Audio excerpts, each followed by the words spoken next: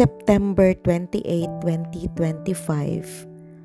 Pagbasa gikan sa Santos nga Ebanghelyo sumala ni San Lucas.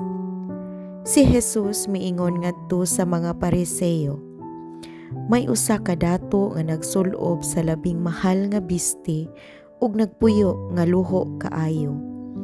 May usa-usab ka kabus nga ginganlag Lazaro, kansang lawas na lukop sa mga nuka, ug pagadad-on siya ngadto sa pultahan sa balay sa dato, base na lang makakaon siya sa mga mumho nga mga tagak gikan sa lamesa sa dato.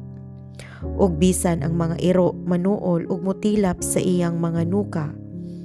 Unya namatay si Lazaro ug gidala sa mga anghel ngadto sa kiliran ni Abraham.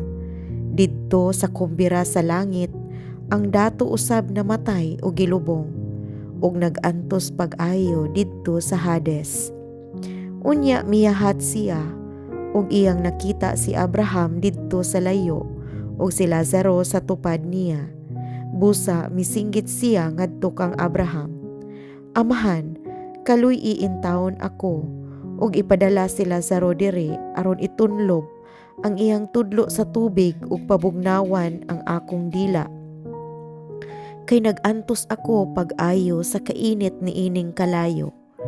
Apan si Abraham mitubag, Anak, hinumdumi nga sa didto ka pa sa kalibutan, nabuhong ka sa tanang maayong butang, samtang si Lazaro lunlun lamang dautan ang nahiaguman.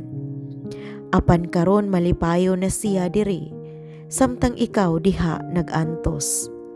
Gawas pa ni ana ay lawom nga bungaw nga nagulang kanato, aron kadtong buot mutabok nganha kanimo gikan diri dili makahimo, ni ang anaa diha makatabok ngari kanamo.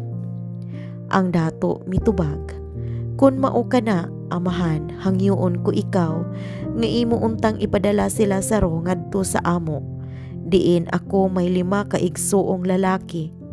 Paadtua siya aron sila kapasidan-an ug dili mahian-ihi niining dapit sa kasakitan. Si Abraham miingon, atua na didto si Moises ug ang mga propeta nga nagpasidaan kanila. Sila nay mahibalo sa pagpamati sa ilang isulti. Ang dato mitubag, Apan Amahan, kana dili paigo. Kun adunay mabanhaw ug muadto kanila, mamiya gayud sila sa ilang mga sala. Apan miingon si Abraham, kun dili sila mamati kang Moises ug sa mga propeta, dili gayud sila makabig bisan pag may mabanhaw. Ang Ebanghelyo sa Ginoo. Daygon ko ikaw, O Kristo.